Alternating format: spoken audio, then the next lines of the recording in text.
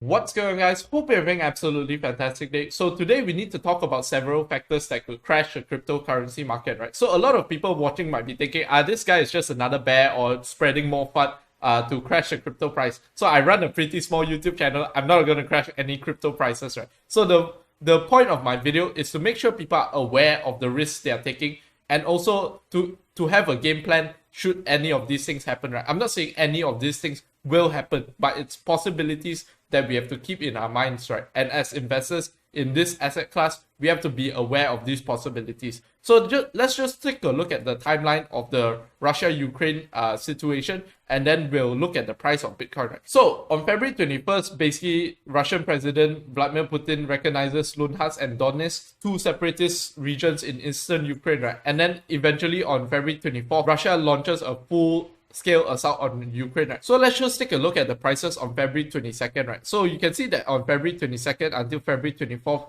the prices were crashing down, right? But after February 24th, where officially they got invaded, the prices just skyrocketed, right? So a lot of you might be wondering, what the hell is going on here, right? Isn't war bad for Bitcoin as well, right? So apparently not, because all the people in the countries that are being attacked or the attackers' countries that are being sanctioned will want to buy up Bitcoin to either evade all these sanctions or escape their war countries, right?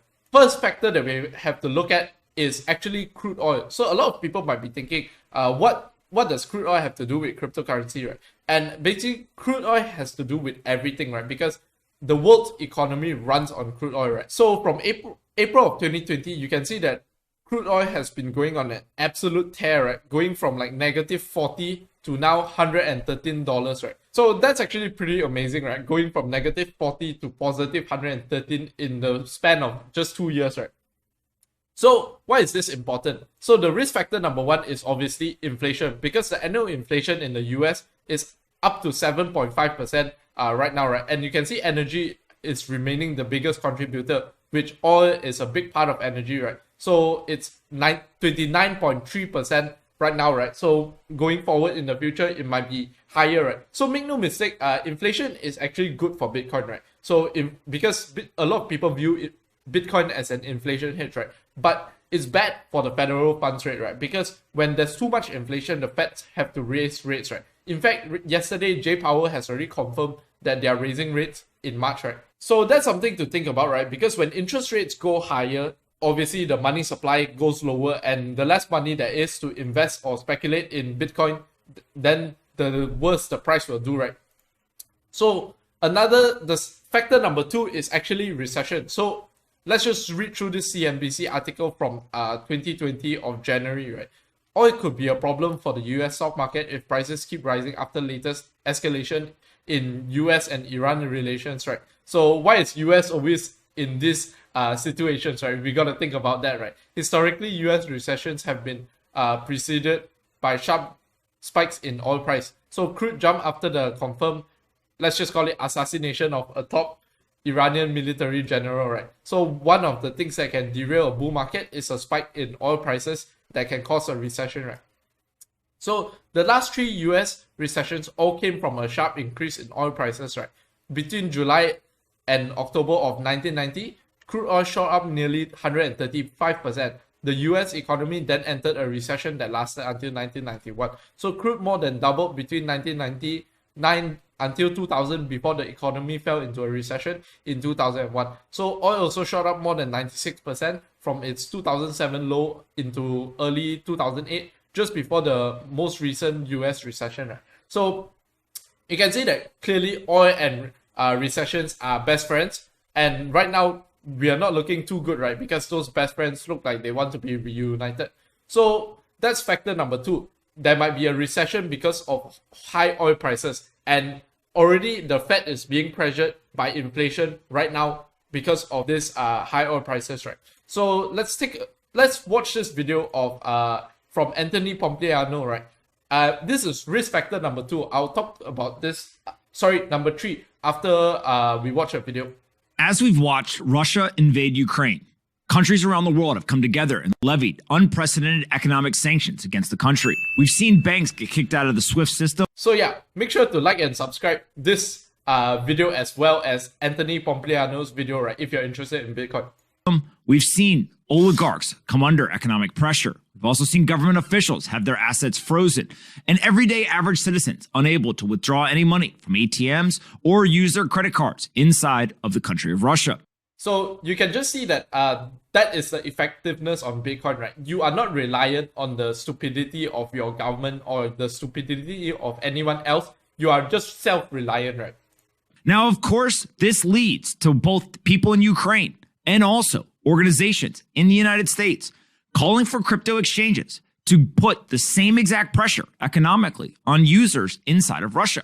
What am I talking about? Well, if we're going to levy these economic sanctions using SWIFT and the legacy financial system, the point is to apply pressure to the everyday citizen, and hopefully they'll rise up and try to take Putin and his government out of power. But ultimately, at the same time, there's a release valve. So this is a pretty interesting factor. When you levy sanctions, you're not actually trying to pressure the leaders of those countries, right? Because the leaders of those countries are rich, they don't really care, right? You're actually trying to provoke the common man, which is quite sad to say because those people are clearly innocent, right? So you try to provoke these people to try to kick their government out of the country's leadership in order to restore balance, right? In Bitcoin and cryptocurrencies. And so what a lot of these folks, the Ukrainian government officials, the Treasury, and other organizations within the US, they've gone to these crypto companies and they said, will you shut down access for all Russian users, regardless of whether they're accused of doing something or not? And what we're watching is that every single major crypto exchange says no.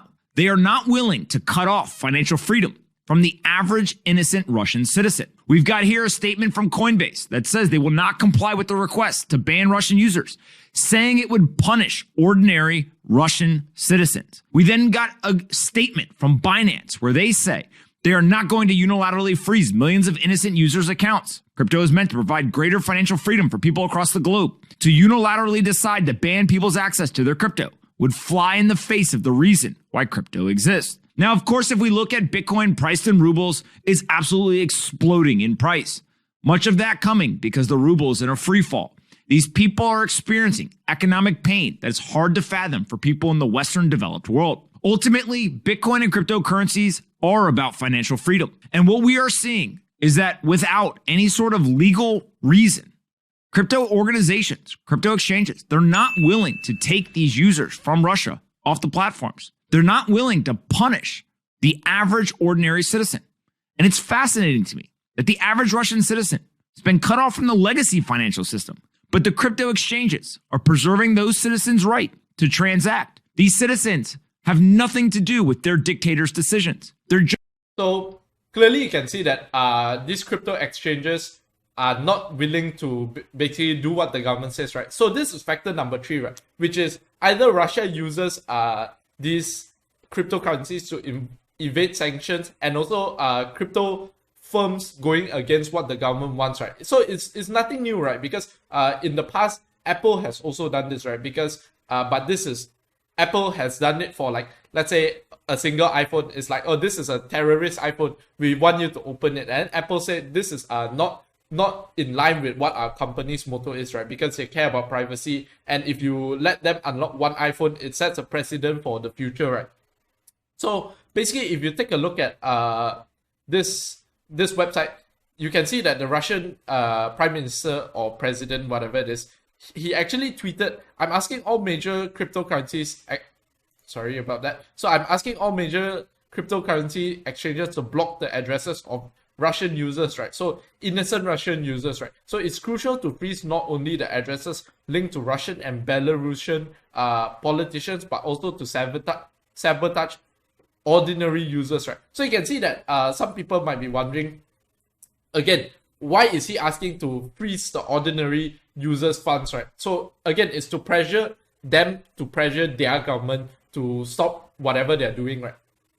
So I want to go through this article, right? Because this is a very interesting article, and this is, I think, perhaps the most important point in this video, right? So economist Alex Kruger warns Russia using crypto to escape sanctions would send prices crashing down. Here's why. So already I want to just say that no way is the whole planet going to ban like cryptocurrencies, right? Because you can't get Russia to ban it, you can't get Iran to ban it. So there are a lot of countries that you can't get to ban it, right? But to say that if these Western countries ban it, right? So if the price from 43,000 it goes down to 10,000, right? The utility of Bitcoin will be the same. But one thing, the store of value obviously is not the same because you just lost about 75% of your money, right? So let's look at this article. So economist Alex Kruger warns that if Russia turns to cryptocurrencies in order to evade sanctions, crypto assets would be negatively impacted. So Kruger tells his 123,000 followers that the use of crypto to bypass sanctions would attract a severe response from US regulators. And that's definitely, there are both regulators on the side of the fence, right? On one side of the fence, they are saying, oh, Bitcoin is bad. And on the other side of the fence, they are really embracing Bitcoin as like this tool for freedom and all that, right? So we can see that some of those on the other side of the fence would clearly bring up some regulations that will be not favorable to the crypto industry, right? So Russia using crypto to bypass sanctions would be dreadfully bearish. So don't expect it to happen. I don't know why he would don't expect it to happen. It's already happening.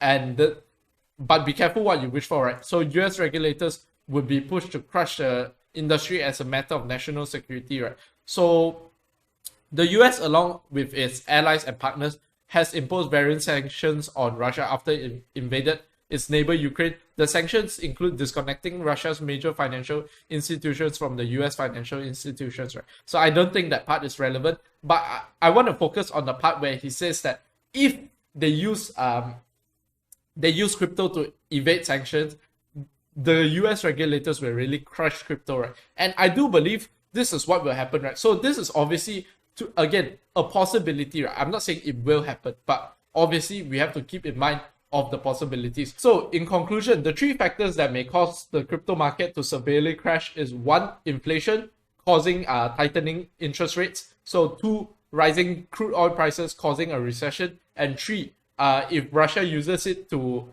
escape sanctions and the United States actually finds out, right? So one thing is, obviously there are Russian billionaires and Russian oligarchs already using it to evade these sanctions. I think it should be very clear by now, right? If you have a tool to evade sanctions, you're going to use it, right?